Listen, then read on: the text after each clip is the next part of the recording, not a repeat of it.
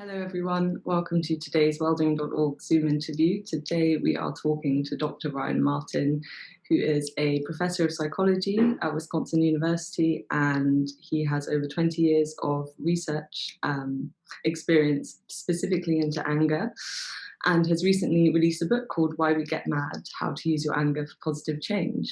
So hi Ryan, thank you so much. You bet. Thanks so much for having me. I'm really excited about this. Maybe you could start by telling us a little bit about your background and how you came to write the book.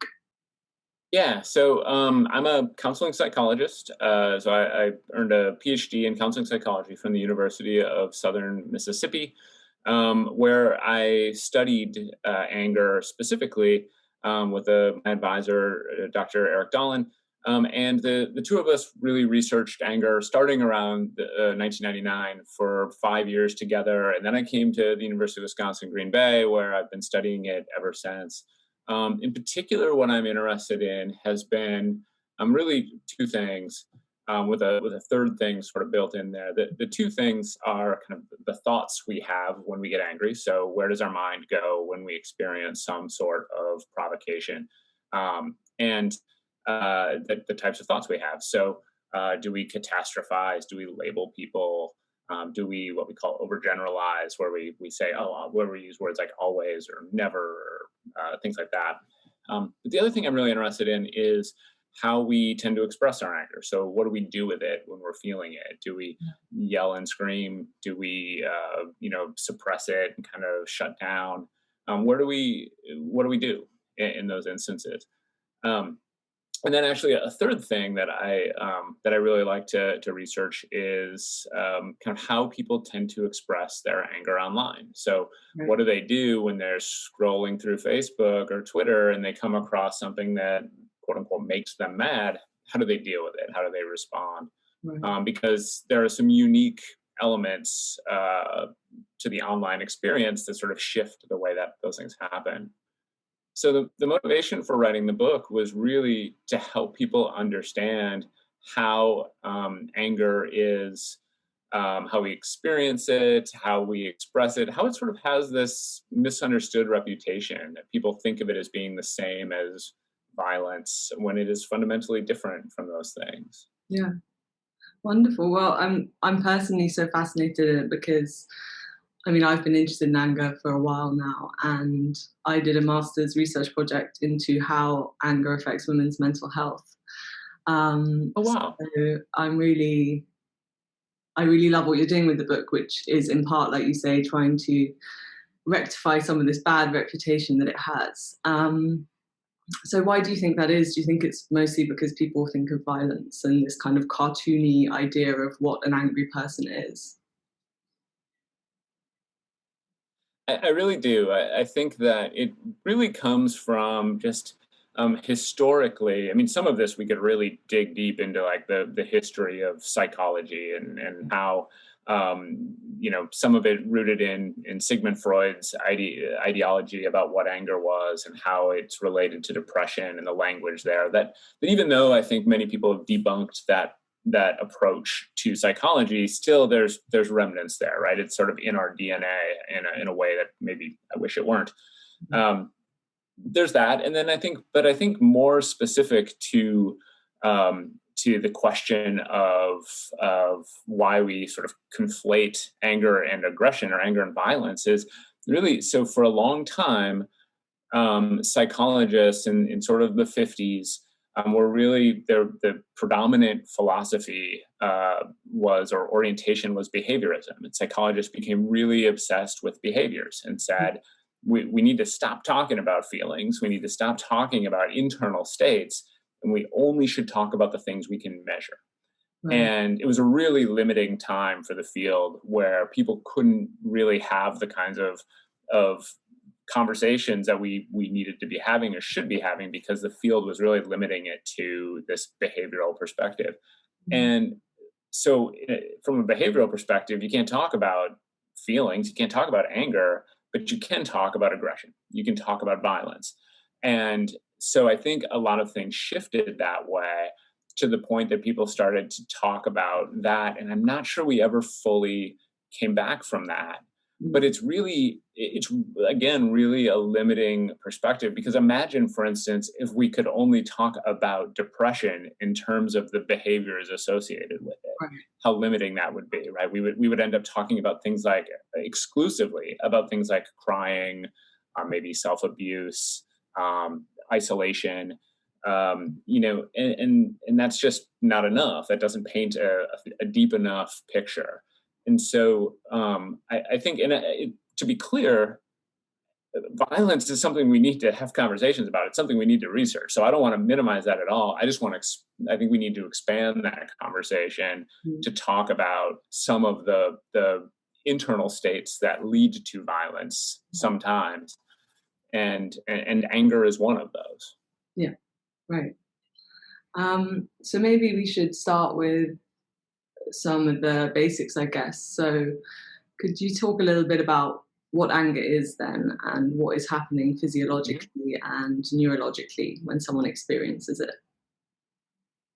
Yeah, I'd love to. So it's really, I think, a fascinating story, what's going on inside our brains when this happens. And it starts, to get to the first part of your question, what is anger? So anger is an emotion, pure and simple. It's a feeling state. We could think of it in the same way we think about something like sadness or fear or guilt or jealousy or joy. That it's very similar to those types of feeling states. Anger specifically is a feeling state that's associated with um, having been wronged, or having your goals blocked, or at least believing that you've been wronged or that your goals have been blocked. And so what happens in our brain is that, so we take in this provocation somehow, right, through our senses, usually something we see or hear. We take in this provocation, and we decide immediately, split second, is this thing bad, and how bad is it, right? And when that happens, these little structures deep in our brain called our amygdala, they fire off a message. They're these little emotional computers, and they fire off a message and say, "Get mad, right? This is bad. Let's get angry." They send a message to our hypothalamus, which is this other little structure nearby. The hypothalamus kicks off the sympathetic nervous system, which is our fight or flight system, and our body sort of explodes with rage, right? It does all these, that's where the adrenaline burst comes in. Our muscles tense up. We start breathing heavily. Our digestive system shuts down. All these different things happen. At the same time that's happening, a message goes to this bundle of nerves called our facial motor nuclei. And the facial motor nuclei send a message to our face to essentially make a mad expression, right? So we purse our lips, or we furrow our brow, and we flare our nostrils and things like that. All of this happens in a heartbeat, right? It happens so unbelievably quickly that we actually couldn't. That's the part that we can't really control in the moment. Because it happens so quickly, and it's really rooted in our evolutionary history. I mean, this is how our ancestors, human and non-human, protected themselves. Basically, when they sensed an injustice, they kicked into the fight or flight mode to protect themselves from that injustice. Yeah. And the facial expressions we're talking about, so yeah, the lowered brow, the jaw, the mouth, that's recognizable, isn't it, across cultures? So that's a really interesting thing that does imply that, evolutionarily speaking, then this is a necessary thing, that we have access to this anger. So also what you're describing, you can understand why people might not like that feeling, that rush of energy, and it's quite unpleasant in some ways. So how can people distinguish between a healthy anger and an unhealthy anger? Yeah, it's a great question, and it's very, very, very contextual and nuanced in reality. That this is, and truthfully, this is true of all emotions, right? It's good that we feel sad sometimes, even though we don't like it, right? That sadness is how we are alerted to a loss. It's how we know we care about something. It motivates us to replace those losses in our lives. And the same is true for anger. That it's good that we feel it, even though it doesn't always feel good. Though it does feel better than sadness, but it doesn't feel good to us when we're angry. But it's really essentially motivates us to deal with and confront that injustice. So it's good that we are experiencing it. Now, the question about how do we know when it's bad, because it is sometimes like sadness, like fear.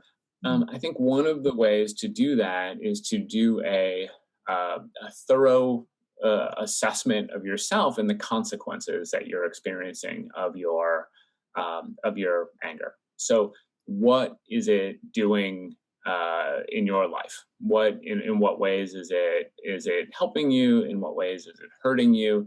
And I would encourage people to think about it sort of very broadly when it comes to those consequences, because sometimes, again, this comes down to the conflating of anger and aggression, but we get really fixated on um, well, it's not like I get in physical fights or I don't yell at people or things like that.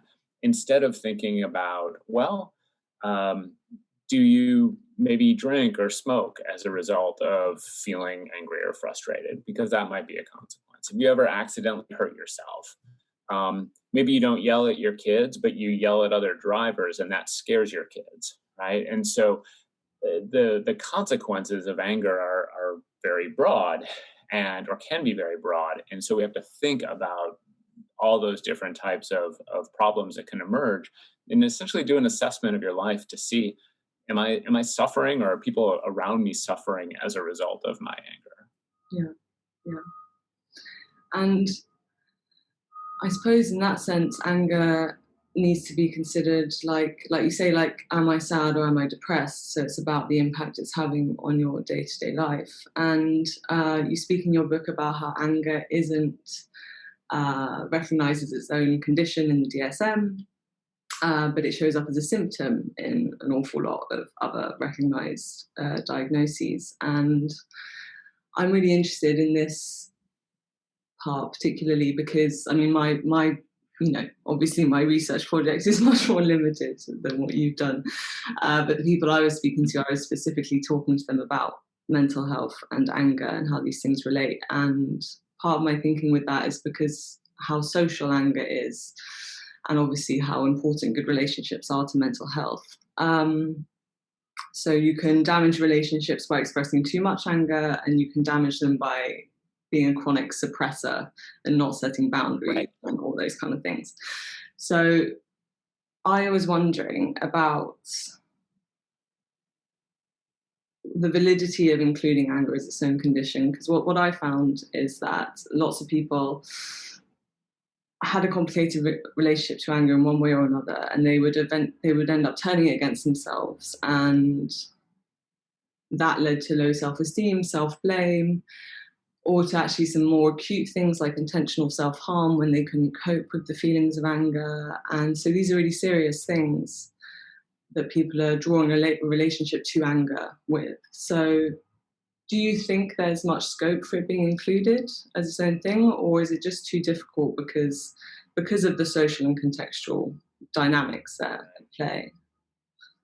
Yeah, it's a really tough question. It's funny because 9 times out of 10, when I have conversations about the DSM, I'm concerned about the over pathologizing of Americans, or of the world. That the way in which the DSM has built in probably has pathologized probably too many things, and that's usually my concern. And so it's always weird for me when I'm talking about anger to say this is actually one place where I feel like they've sort of under pathologized, where they've failed to recognize a very real and serious mental health issue. And it, again, like the other things we've talked about, this is, I think, rooted somewhat in behaviorism. It's rooted a little bit in the Freudian thinking, where you do see anger in the DSM as a symptom of depression more often than not. It's also a symptom of some personality disorders. And that's probably rooted in the psychodynamic perspectives that the DSM is rooted in. Um, so it's there. It's just there in ways that aren't really encapsulating of the types of concerns that we often see from people who have sort of straight up anger problems. Mm. And I think that the danger there is, and there's a study that came out, and I wish I remembered the authors right now, but it came out a while ago. But it really they surveyed professionals, therapists, and said, hey, here's a vignette, here's a case study of someone, diagnose them and talk about how you might treat them, something along those lines. And the case study was someone with a sort of relatively straightforward anger problem. And what you saw is that the most common diagnosis was borderline personality disorder, which really didn't capture them. In fact, the case study was specifically written so that the person did not meet criteria for borderline personality disorder. Yet people are still, they're seeing anger and they're saying, well, it's a symptom of borderline. It's the best we've got. And but the other more worrisome part of that study is that, and I don't have the percentage off the top of my head, the therapists the therapists acknowledge that they see clients like this pretty often. Right. So the clients are coming in with these problems, but there's nowhere in the DSM that really captures them. The other thing that they were just diagnosed with was intermittent explosive disorder, which is very much an aggression disorder, not so much an anger disorder, though that's probably a better fit than borderline, I guess, if you have to choose. Mm-hmm. But the clients are saying, or excuse me, the therapists are saying, we see clients like this, but we don't have a place to put them. Right. And that means that they're not getting the care they need. It means that they might be, depending on healthcare options and things like that, they might not be getting the right kind of treatment. They might not be having that treatment paid for in the way that it needs to be paid for. And so there's really a bit of a crisis there. Mm-hmm. The trick, of course, is to write, if we're going with the diagnostic model we currently have in the DSM, which has other problems, but the trick is writing diagnostic criteria that are going to adequately capture the types of problems that we see. And that's where I think your question is a really, really, really good one, which is how do you write that? What does it look like? Mm-hmm. In the book, I pitch a proposal that it's not my proposal. It's written by some others as an example of the type of thing that could be there that kind of captures a lot of this. But before you do the research, we don't know if it works. We don't know if that's the best fit or not. Right. And so the case study you mentioned, so is that that's considering clients who have more outward expression? So there's a legitimate anger problem there. Yep. And then what about chronic suppressors of things like anger? Like, can that be considered a legitimate problem in itself? Or is that absolutely too connected to people's kind of, sociocultural experience? So one of the things I'm going to do is when we're done, I'll send you the study I'm talking about, because just to have it in the show notes or something like that. If people are interested in knowing the authors, I can hunt it down for you. But one thing I know is, they're like other emotions, but I think in particular with anger, because there are so many different ways that we can express it. You're right. You see some people whose problem is that they're chronic suppressors, right? They go sit in their room and cry, or they tell their spouse, no, I'm fine. Everything's fine. I don't need to talk about it. It's okay. And they alienate their social support network in a different way. One of the things I like about the criteria that have been written is that it does its best to try and capture different expression styles. Right. And so it's called anger regulation expression disorder. ARED, and they capture both this person is getting angry a lot, but then also, and it's having a negative effect on their life, but then also there's a side of it that is, and they're expressing it poorly and sometimes in an aggressive way.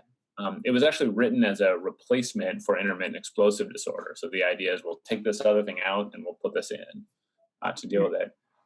It is very true. I think what you said about people's sort of cultural and upbringing, It is very true that people learn their expression styles from their caregivers and from their surroundings. You know, they figure out how to display their anger based on how their caregivers did, how their the people in their lives did, what Mm, they were overtly punished for, or what they were sort of less directly punished for, those less direct consequences. mm, mm.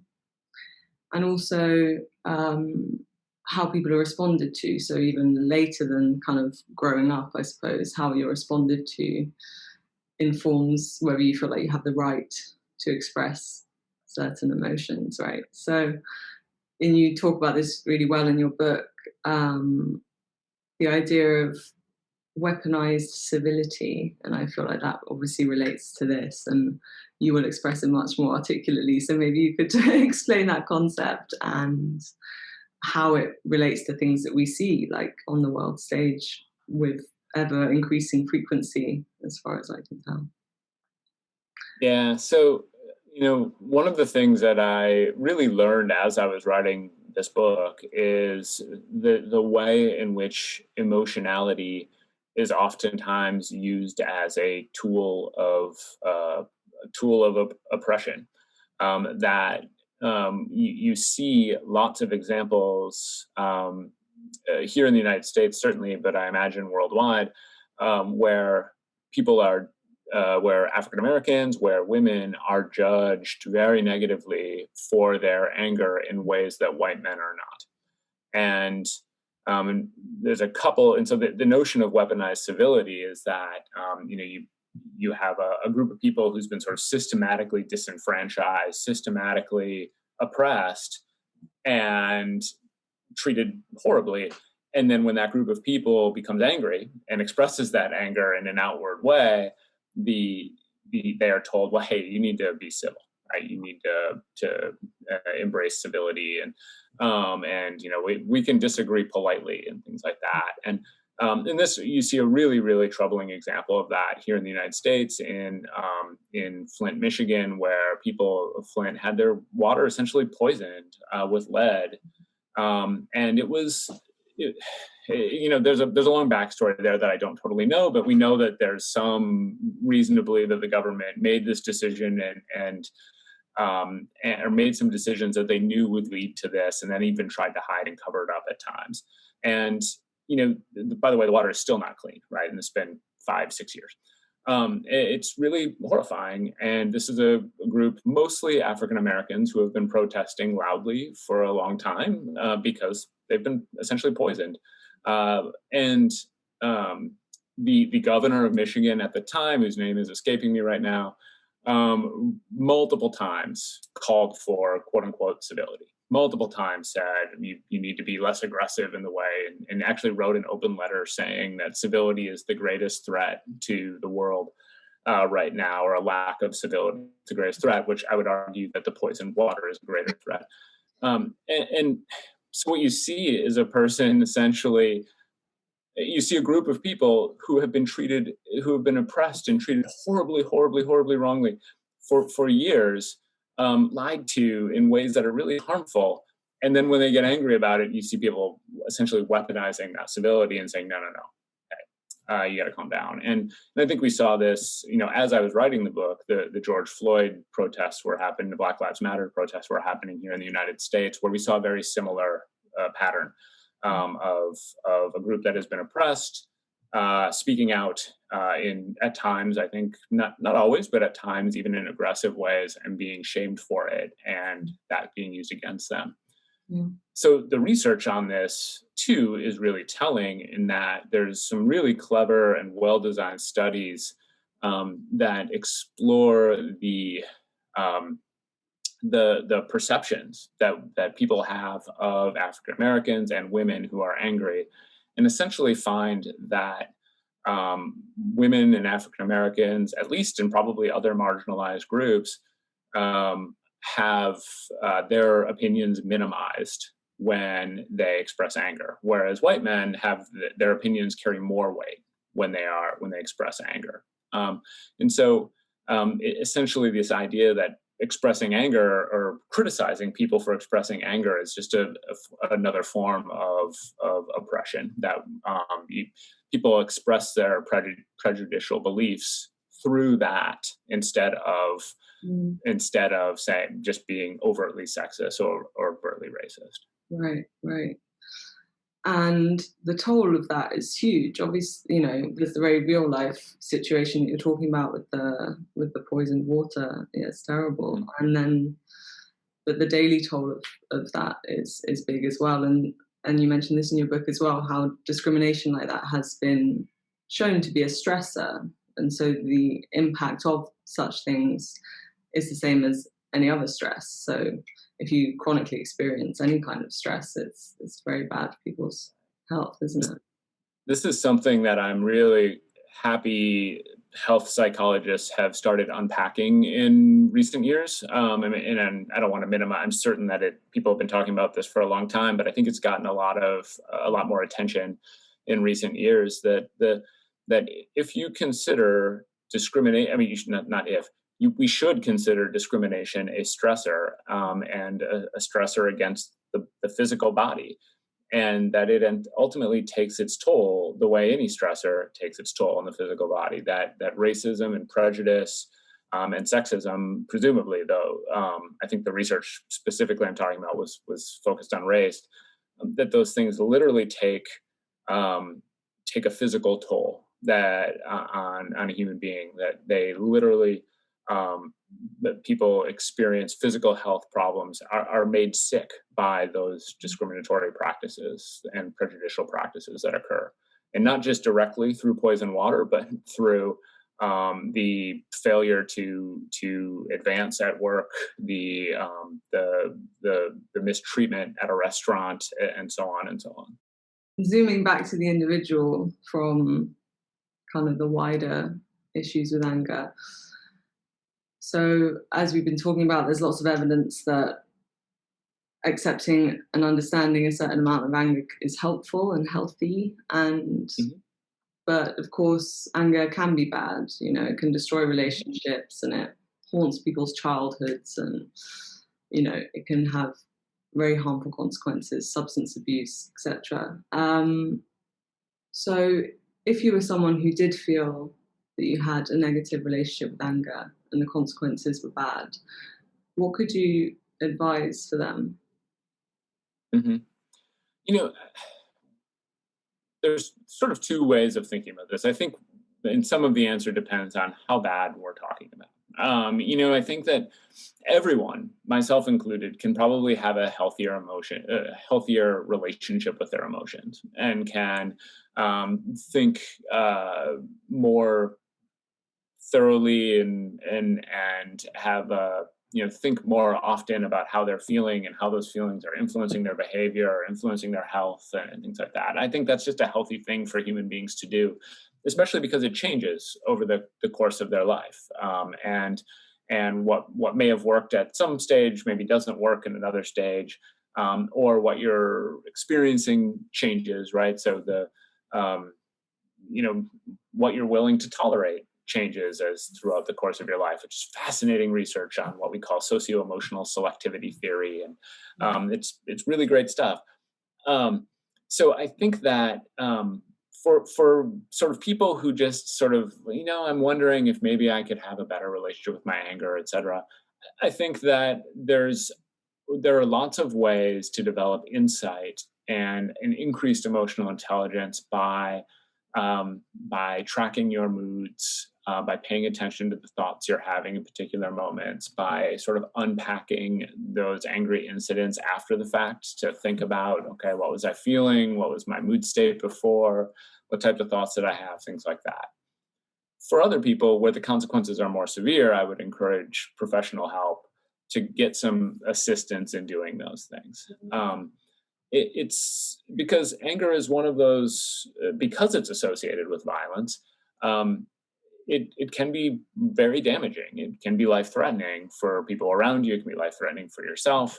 I've worked with clients who had anger problems that were really, really, really destructive to their relationships, and even in some cases, and one of the things that I think is important for people to know is that sometimes angry clients, I think we have this idea that, well, angry people are just mean, right? They're just jerks and they're like bad people. Um, but what's always interesting to me is here I'm working with this person who is got this real intense anger problem, and they're sitting in my office and they're sobbing because they hate this part of themselves, right? They don't like the way they treat people. They don't like that they get so angry. They're desperately trying to fix it. And so it's a very different picture than I think a lot of people have of this is someone who's having a hard time controlling this, and they don't like it about themselves. They feel guilty and sad and scared. Um, One of the clients I mentioned in the book, I'll never forget this because he had been raised by a very angry father, and he described his dad as a tyrant. He said like his dad just was mean all the time and scared him, and he just always felt sort of punished by him. And he was sobbing, and he said, I don't want to be that. I don't want to be a tyrant. I don't want the people in my life to be scared of me. And so it was really, really powerful. And I think a very different side of this person than his girlfriend knew or his friends knew. And that was really that he needed to find a solution.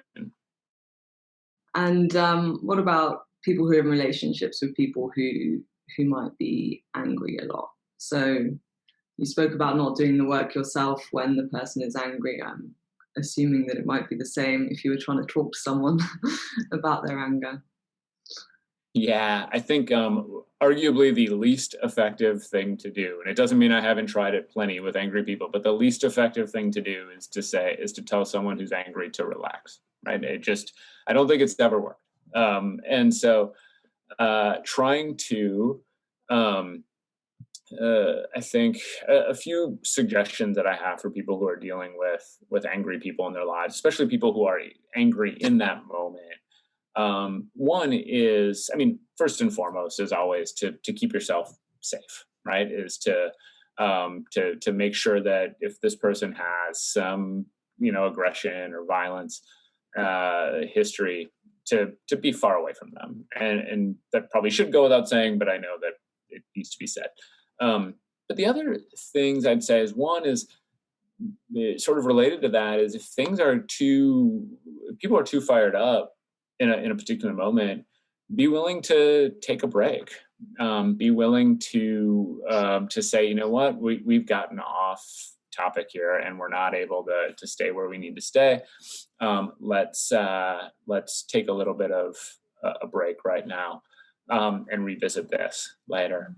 Mm-hmm. But the other probably even more sort of subtle approach we can take is called a non-complementary response. And what that means is, so we have a tendency, and again, this is something that we sort of learn as we're growing up, to match people's emotions, right? So if I start yelling, someone around me might start yelling too. It's sort of natural to just do that back and forth. That's a complementary response, is to do the thing that the other person's doing. A non-complementary response is to take it down a notch. So if this person's yelling at me, for me to actually lower my voice and to take the tone down, be more gentle, because that encourages them to do the same thing.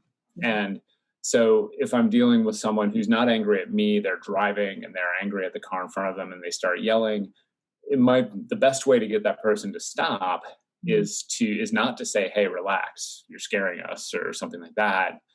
But it's actually to try and take your voice down a little bit, to try and de-escalate the situation that way.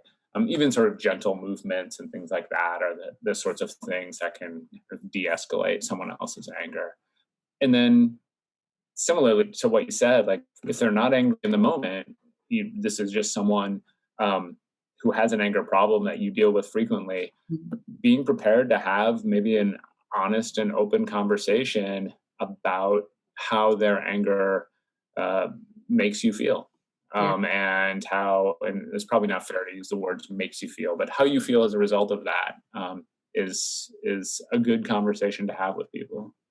In terms of right now, I wondered as well whether you had been noticing anything, because if we think about anger in terms of goals being blocked. Obviously, there is ample opportunity right now in this time of the COVID pandemic for anger in those terms. And we have fewer outlets for our emotions, full stop, spending an awful lot of time with the same people. And yeah, I wondered whether it had made you think of anything in terms of anger and lockdowns, or whether you're speaking to people about more things right now. Yeah, I mean, I think this is in so many ways sort of uncharted territory for many of us, the situation we are in. And I think it's impacting our anger in a lot of ways. And one of them is, like you said, we're interacting with a much smaller group of people, especially in person, or at least we should be. And so I think there's more opportunity for people to kind of let their partner, their people in their lives habits get to them, to be sort of annoyed by the things that their roommates are doing or whatever. I think there's some of that. I think there's a lot of, and you just heard one from me, but I think there's a lot of opportunity right now for like what we call other directed shoulds, meaning other people should behave this way. And I think we're seeing a lot of that sort of nationally and globally as people see the behavior of others and say they shouldn't be doing that in the pandemic, or we shouldn't be on lockdown might be the other version of that. And I think there's a lot of opportunity for that that's leading to people's anger. But I also think one of the more insidious ways is that I think whether we admit it or not, people are on it right now. They're scared. There's this life-threatening illness out there that is putting a lot of people in danger. And every time we leave the house, we're under a little bit more of a threat than we once were. And I don't know that people are acknowledging that day in and day out. I don't know that every time they leave the house, they're thinking about it. But I think it's there. And when we're a little bit keyed up like that, when we're a little bit anxious, it just means we're more likely to snap at things that that maybe we wouldn't under other circumstances. I remember early on in the pandemic going to the grocery store once, and this is at a point where we really didn't know very much about what was going on, how it spread, and things like that. And I think there's a lot of anxiety about going out. At least there was for me. And I was at the grocery store and I was trying to bag my groceries, and I was feeling sort of overwhelmed by how long it was taking, like how it was like slow going. And at one point just thinking, I need to get out of here. Like, I don't like this at all. And almost like having a momentary thought of, I should just leave them here and leave.